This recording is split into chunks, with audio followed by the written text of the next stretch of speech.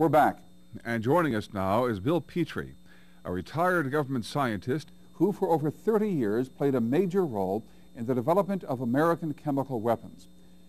Bill, we know now that the terrorist who caused this incident used a deadly nerve gas called sarin. What can you tell us about this deadly nerve agent? Well, sarin, or GB, as it's commonly referred to, is a colorless, odorless liquid in a pure form.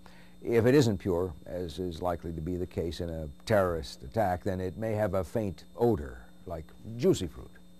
It's highly volatile, meaning it forms a vapor cloud readily. It's the same compound that was used in the Tokyo subway attack in 1995. Now, sarin is so popular with these terrorist groups because, unfortunately, it's not that difficult to produce, and there's a substantial quantity of information readily available to those who want to make the compound.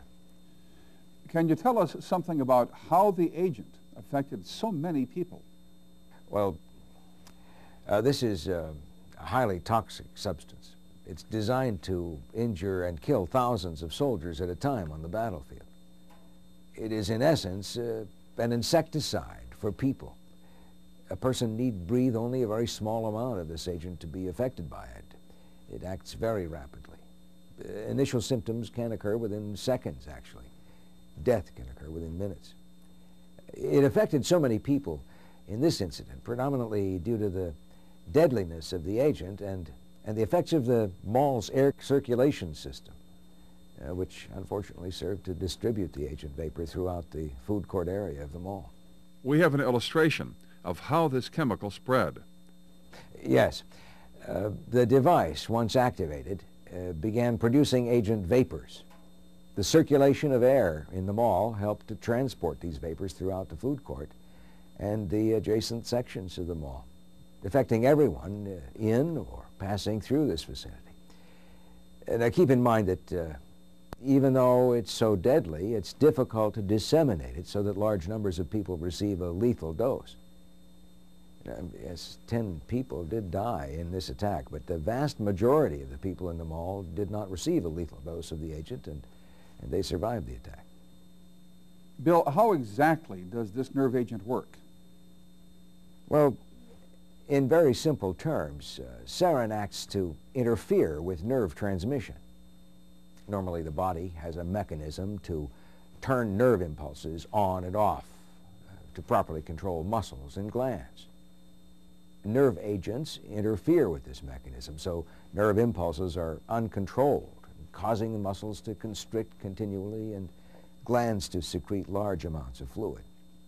The visible signs you see are tearing from the eyes, copious discharge from the nose and the mouth, and convulsions. Eventually, this overstimulation can lead to paralysis and to death. Other physical symptoms include very pronounced pinpointing of the pupils.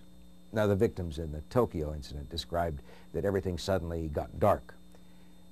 There's a tightness of the chest, difficulty breathing, coughing, and vomiting. We know there are other deadly warfare agents out there. Can you tell us something about them and how deadly they are? Well, in addition to sarin, there are several other nerve agents. The most deadly of all is the nerve agent called VX. However, unlike sarin, VX does not readily produce vapors at room temperature, and therefore it's generally a liquid skin contact hazard.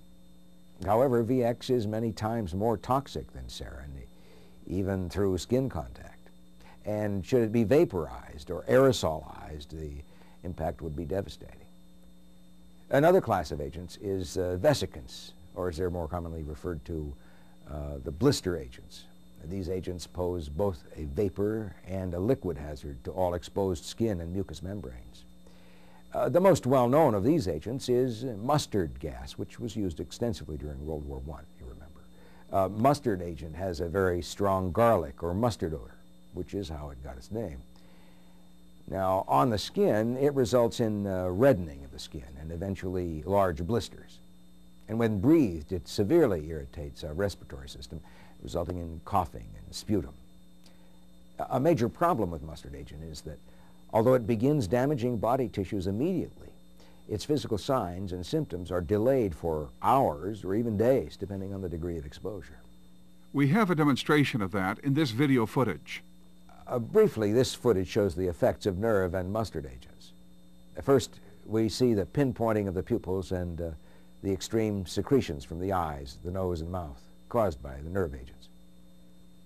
As I said, the mustard agent causes reddening of the skin, followed by blistering, as well as damage to the respiratory system. Thank you, Mr. Petrie. We'll be back with more questions in a few moments.